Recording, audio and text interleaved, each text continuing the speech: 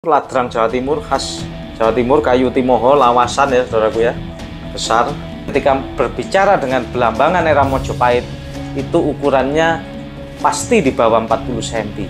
Ini pusaka belambangan era Mojopahit yang sangat luar biasa, tus dengan kualitas pamor dan besi yang sangat istimewa.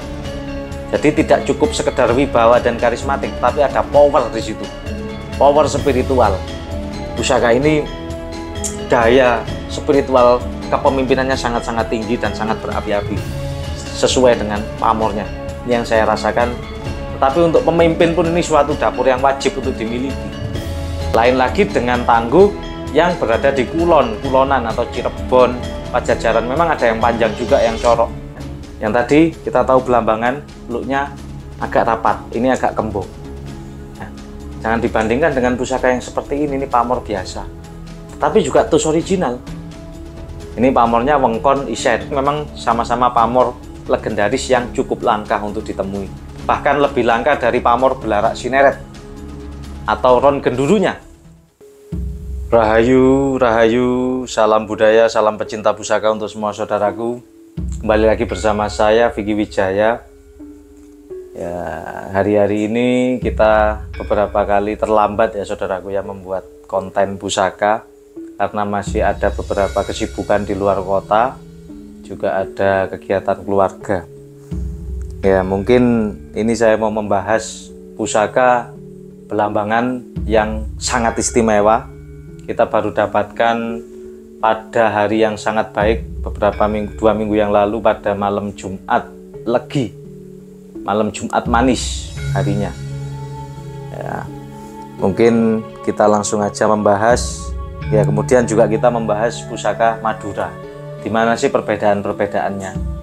Kadang-kadang banyak teman-teman yang menanyakan, Mas, bedanya pusaka Madura sama belambangan bagaimana? Hampir sama dari karakter besinya, karakter materialnya. Ya, ini kita harus membedakan dari pakemnya juga, dari tangguhnya ya. Ini Madura era Mojopahit sama belambangan era Mojopahit ini berbeda.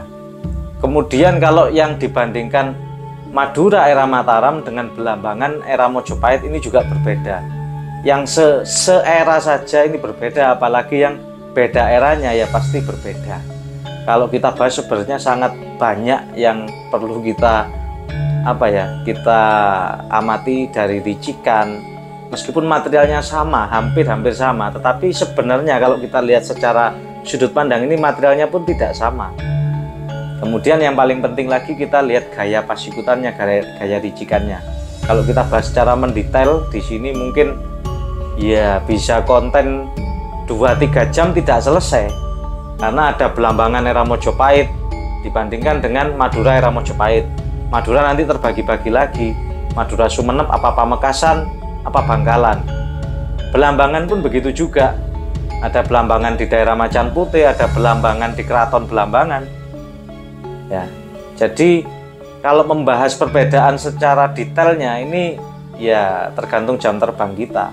Makanya itulah fungsinya kita sering datang, kita sering ketemu dengan senior-senior keris ataupun di pameran kita bisa sharing, ngopi-ngopi santai, belajar langsung pegang pusaka, nanting pusaka. Mungkin kita langsung aja. Yang pertama, warangkanya Jawa Timur, ladrang Jawa Timur, khas Jawa Timur, kayu timoho, lawasan ya saudaraku ya, besar, yang masih istimewa kondisinya.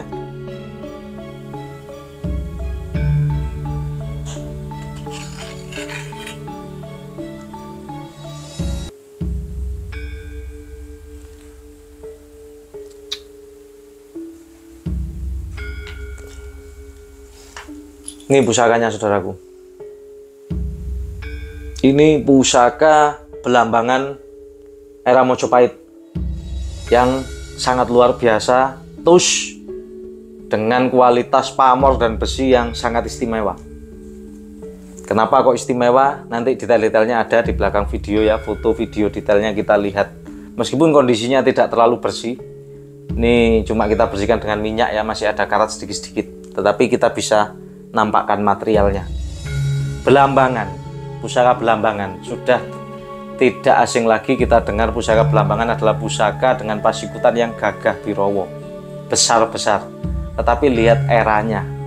Ketika Blambangan era Mataram memang panjangnya mencapai 40 cm, bahkan lebih 42 cm, ada yang corok.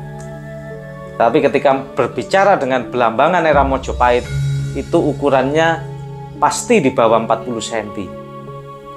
Maksimal 39, yang banyak 37, 38. Karena kita melihat eranya keris Mojopahit ini, kerisnya tidak terlalu panjang. Keris Mojopahitnya yang era Mojopahit, keris Mojopahitnya ini biasanya panjangnya 33 sampai 36 cm. Tetapi kalau kita berbicara Mataram, Sultan Agung, ada yang 38, ataupun berbicara era Amangkurat, ada yang sampai 40 cm, bahkan lebih. Lain lagi dengan Tangguh yang berada di Kulonan atau Cirebon, Pajajaran, memang ada yang panjang juga, yang corok, meskipun seera dengan Mojopahit. Tapi di Blambangan, daerah Wetan, daerah Jawa Timur, ini masih mengacunya juga ke Mojopahit. Ukuran kerisnya yang menurut eranya, seperti itu. Oke, kita bahas pusaka ini ya. Ini pusaka yang sangat luar biasa menurut saya, karena dari pamornya ini termasuk pamor yang cukup kelas. Ini pamor miring, ini adalah pamor Nogorangsang ya. Atau kalau orang penyebutan secara pakem detail, ini Ron Genduru Sungsang, karena ada sap-sapannya hitam. Tetapi ini tetap saya katakan Nogorangsang. Kenapa? Karena dengan Ron Genduru agak berbeda. Ron Genduru seperti daun, sedangkan ini agak lincip di ujungnya, ini membentuk sudut. Pusaka ini wah, cukup wingit dan cukup gagah. Auranya pun luar biasa. Memang aura kepemimpinannya sangat tinggi. Kita sudah beberapa kali membahas pamor Nogorangsang. Ini dapurannya Luk 11, dapuran Sabu Inten. Dapuran Sabu Inten, ricikannya seperti apa? Di sini ada sogokan 2, ada pijetan, ya, kemudian gereneng, kembang kacang, ada lambe gajah jalen 1. Kalau lambe gajahnya 2, bukan Sabu Inten, tapi dapur Carito Keprabon, sama-sama Luk 11, pernah kita bahas. Ini dapurannya Sabu Inten, dan pamornya ini yang sangat luar biasa, dan karakter besinya ya. Tantingannya pun enak. Keris segagah ini tidak terlalu berat ya. Dan pamornya Nogorangsang. Apa sih yang disebut Nogorangsang? Kenapa disebut Nogorangsang? Atau orang kalau nggak paham pasti itu Ron Genduru Sungsang, Mas. Nah, tetapi dua pamor ini memang sama-sama pamor legendaris yang cukup langka untuk ditemui. Bahkan lebih langka dari pamor Belarak Sineret atau Ron Gendurunya. Kita tahu pamor Ron Genduru atau Belarak Sineret itu bernilai mas kawin yang cukup tinggi.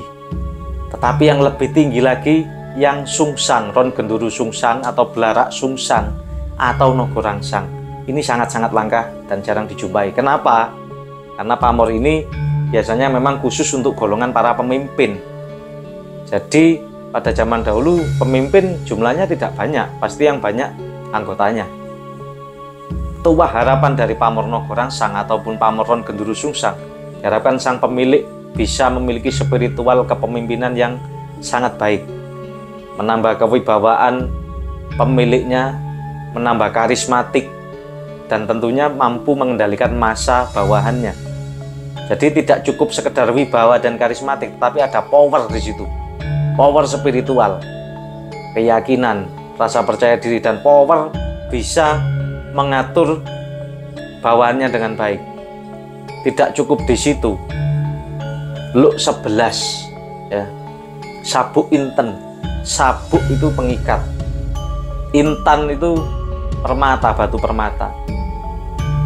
Ketika sang pemimpin itu diikat oleh permata, sabuk Inten ini sebenarnya sabuk Inten bukan cuma sekedar bagus untuk golongan pengusaha, tetapi untuk pemimpin pun ini suatu dapur yang wajib untuk dimiliki. Jadi seorang pemimpin itu yang wajib biasanya Luk 13, Sengkelat, dapur Nogo, dapur Singo. Tapi Sabu Inten ini juga wajib dimiliki. Karena apa? Sebagai pengikat. Ketika pemimpin itu suatu saat mengalami purnawirawan atau selesai dalam kepemimpinannya, ibaratnya kalau seorang pemimpin di bidang Polri ataupun TNI biasanya sudah pindah tugas, ini dibutuhkan namanya lengser ke Prabon. Jadi tetap turun jabatannya, namanya akan tetap terjaga dengan baik. Itu yang dibutuhkan. Itu dalam segala hal bidang. Meskipun pengusaha ketika membuka suatu usaha, kemudian membuka cabang suatu usaha, pasti suatu saat ada masa pensiunnya pengusaha ini. Diteruskan lagi ke anaknya atau pindah ganti usaha yang lain. Ini lengsernya akan ke perabon. Perabon itu maksudnya akan tetap berwibawa ketika sudah tidak memimpin timnya. Itu filosofi secara dapur. Dan inten memang adalah suatu permata dengan kekerasan yang paling tinggi. Dengan kekerasan yang paling tinggi dan dengan kilau sinar yang begitu indah luar biasa. Inten itu ya tidak lain adalah berlian itu sendiri. Kita tahu berlian adalah termasuk batu mulia yang sangat mahal harganya dan dimuliakan. Hanya dapur sabuk inten. Orang ini kalau dipakai pengikat tidak akan mudah turun jabatan, tidak akan mudah jelek namanya. Di dapur sabuk inten adalah suatu harapan doa agar sang pemilik selalu terjaga baik namanya dan dipandang sebagai orang yang memiliki kedudukan atau kemuliaan di suatu wilayah. Kemudian pamor nogo rangsang, filosofinya apa? Nogo itu padahal dapurnya bukan nogo, tapi pamornya ini namanya kok bisa nogo rangsang. Nogo itu adalah simbol pemimpin suatu wilayah, kelanggengan suatu kepemimpinan. Sedangkan rangsang ini maksudnya ini ya, kalau bahasa Indonesianya, bahasa Jawanya beringas ya, bahasa Indonesianya ini bisa berarti berapi-api, berkobar-kobar, bisa berarti semangat yang tinggi, semangat juang. Memang pusaka ini daya spiritual kepemimpinannya sangat-sangat tinggi dan sangat berapi-api, sesuai dengan pamornya. Ini yang saya rasakan di esoterinya. Sedangkan Ron Genduru Sungsang, kalau misalnya ini disebut Ron Genduru Sungsang, akan saya jelaskan juga. Pamor Ron Genduru Sungsang pernah kita bahas juga. Ron Genduru itu apa sih? Itu adalah suatu tanaman daun jenis palem. Dan pada era dahulu, era kerajaan, daun palem, kalau orang di rumahnya sudah memiliki tanaman Ron Genduru yang jenisnya palem-paleman, itu sudah dianggap orang yang memiliki kedudukan tinggi di masyarakat. Sudah pasti bukan orang biasa. Karena itu adalah simbol pengayoman, simbol tolak balak, simbol kemakmuran. Daun palem ini, Ron Genduru ini. Jadi pemilik, orang yang memiliki tanaman Ron Genduru di depan rumahnya, pasti dulunya itu dia suka membantu tetangga kiri kanannya yang kurang mampu. Pasti dia bermanfaat, mengayomi, karena ini adalah simbol kedudukannya dia. Seseorang dianggap mulia ketika sudah bisa membantu sesamanya, sudah bermanfaat parameternya. Bukan kekayaannya digunakan untuk dirinya sendiri, tapi bisa memanfaatkan untuk membantu sesamanya yang di kiri kanan ini.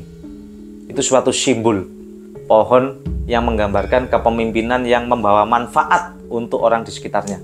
Makanya Ron Genduru itu bukan empu yang sembarangan yang bisa membuat, karena dari segi pembuatannya pun, dari segi seni tempa ini sulitnya luar biasa.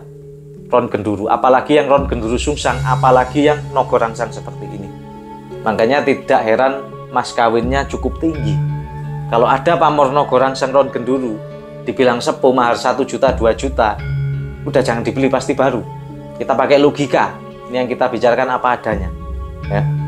Sudah pasti baru, karena pasaran ini di Indonesia ini ada standarnya. Ada standarnya, pasti di atas 10 juta. Kecuali Anda nemunya di desa, di orang yang tidak paham pusaka, tidak berdagang di pusaka, ya bisa, bahkan dikasihkan dapat 100.000 200.000 bisa jadi. Itu kita yang berbicara masalah real. Tetapi kembali lagi, pusaka ini bukan soal cuma kekayaan, bukan. Kalau memang jodohnya pusaka ini dapat pusaka bagus, kadang-kadang dengan mahar yang relatif murah kita bisa mendapat. Jadi pusaka ini bukan soal, mas saya punya uang sekian juta, tolong carikan ke sini. Belum tentu dapat kadang-kadang. Kadang-kadang belum tentu dapat. Meskipun, oh kan banyak mas di sana. Iya, coba Anda buktikan. Kalau Anda tidak percaya, seperti ada orang cari nogo sosro, uangnya ada, pusakanya belum tentu dapat. Tergantung pulung wahyunya seseorang ini dapat apa enggak. Kadang-kadang kalau dipaksakan dapat, kemudian nggak mungkin kuat orangnya, nanti lepas lagi, keluar lagi. Karena pusaka ini masalah kewahyon, masalah judu-juduan. Entah kenapa ada yang riwayat anaknya sakit, ada yang apa, ada yang mimpi buruk, ada yang apa. Akhirnya nanti pusaka itu akan keluar lagi, tidak langgeng di tempat orang itu. Biasanya seperti itu. Ini materialnya juga istimewa, seloroknya, tapennya, korusinya pun luar biasa kalau dipegang. Korusinya ini contoh pusaka tus Belambangan era Mojo yang sangat istimewa menurut saya. Kalau diwarangi lagi ini pasti ndeling. Pamornya ini lembut sekali, merambut seperti rambut, halus pamornya ini, karakter pamornya, dan nyekrak. Nah, jangan bandingkan dengan pusaka yang kelas seperti ini, saudaraku ya. Ini bentar lagi kita bahas. Nah, ini pusaka yang juga tus original. Coba didetailkan ya. Nah, detail, nampak jelas juga seloroknya, materialnya. Jangan dibandingkan dengan pusaka yang seperti ini pamor biasa, tapi juga tus original. Ini pamornya Wengkon Isen, dan ini pusaka bukan Belambangan, ini Madura sepuh era Mojopahit. Kenapa era Mojo? Ya, korusinya seperti ini, tantingannya ringan. Pasikutannya Anda lihat looknya, agak kembo, tidak serapat keris Belambangan. Looknya ini agak kembo, bahasanya kembo. Kembo itu tidak rapat, agak longgar looknya. Perbedaannya dengan Madura ini ya. Yang tadi kita tahu Belambangan looknya agak rapat, ini agak kembo. Dan ini dapurnya look 9, dapur sempono. Tidak ada sogokan, pijetan, tikelalis, ini lambe gajah, jalen, reneng. Kembang kacangnya nguku bimo. Pamornya Wengkon Isen, jadi membentuk garis, kemudian di tengahnya ada isinya, tuah, kerejekian, dan perlindungan. Sedangkan sempono berarti mimpi. Tetapi kelas seperti pusaka ini masih kelas di mahar, di angka mahar yang standar. Ini 1-2 jutaan seperti ini. Tinggal tergantung sandangannya, warangkanya seperti apa. Ketika warangkanya bagus, ya bisa mencapai 3 juta. Ketika warangkanya biasa, ya antara 2 jutaan sampai ke bawah. Nah, jadi Anda bisa membandingkan secara logis, secara yang masuk akal. Jadi mahar pusaka ini tergantung juga warangkanya, sandangannya, pamornya, kualitas pamornya, kelangkaan pamornya. Ini pamor rezekian, pamor kelas biasa. Pusaka seperti ini juga original sepuh, sangat jauh berbeda dengan yang tadi pamor Nogorangsang, yang kelas kastanya jauh lebih tinggi. Karena pamor Nogorangsang memang khusus untuk pemimpin. Makanya ini yang kita mau edukasikan di sini. Tidak bisa pusaka semua dipukul rata. Ada filosofinya masing-masing. Dan masalah nilai mahar, kenapa kok bisa mahal? Karena langka. Yang original karena langka dan kualitasnya berbeda. Dari segi tempanya juga sulit dulu sang empu. Ketika membuat pamor yang pamor miring, termasuk Largangsir, Nogorangsang, Ron Genduru, ini tidak semua empu bisa membuat seperti itu. Empu-empu yang memang sudah mumpuni secara spiritual maupun secara teknik tempa yang bisa membuat. Nah, itu yang bisa kita edukasikan di sini ya saudaraku ya. Kita sinau bareng, belajar bareng. Sempono berarti mimpi, untuk mencapai cita-cita, harapan pemilik. Filosofi dari dapur sempono yang artinya mimpi. Di Jawa ada peribahasa, ketika ingin mencapai cita-cita, jagalah nafsu babakan hawa songo, lubang 9. Lubang 9 ini mata, mulut, semua kita ada nafsu, bisa salah. Jadi ajaran Jawa ini sangat luar biasa, andap asornya sangat luar biasa, ajaran kehidupannya sangat luar biasa. Untuk bisa kita terapkan nilai-nilai yang luar biasa yang itu yang ada dalam pusaka. Jadi sangat jauh kelasnya dengan ini. Ini tidak boleh 10 juta. Di atas 10 juta bisa maharnya bisa sampai 25, bisa sampai, tergantung sandangannya dan kondisinya. Apalagi ini kondisinya 90% termasuk utuh, tidak ada yang kerowak, parah atau patah, tidak ada. Kondisinya sangat luar biasa. Pasikutannya Gagah Birowo dan Belambangan Tus, sandangannya pun masih originalnya, bawaannya tua, kayu timoho tua. Ya, ini saya sangat bersyukur dapat pusaka kewahyon dengan karakter pamor yang deling seperti ini ya. Ada mengkilapnya, ada ngedopnya, gradiasi warnanya ini ada, dan nyekrak kemudian lembut seperti rambut. Kita sangat bersyukur masih bisa kewahyon pusaka seistimewa ini. Memang pusaka dapur Sabu Inten dengan pamoran Nogorangsang ini sangat cocok dipegang oleh para pemimpin yang mempunyai sifat mengayomi, mensejahterakan bawahannya, dan akan selalu terjaga nama baiknya, selalu berwibawa, memimpin, bisa mengendalikan banyak bawahan massa dengan filosofi berkobar-kobar semangatnya seperti bara api rangsang. Sangat luar biasa pusaka yang ini ya. Mungkin ini yang bisa kita review ya saudaraku ya pada kali ini.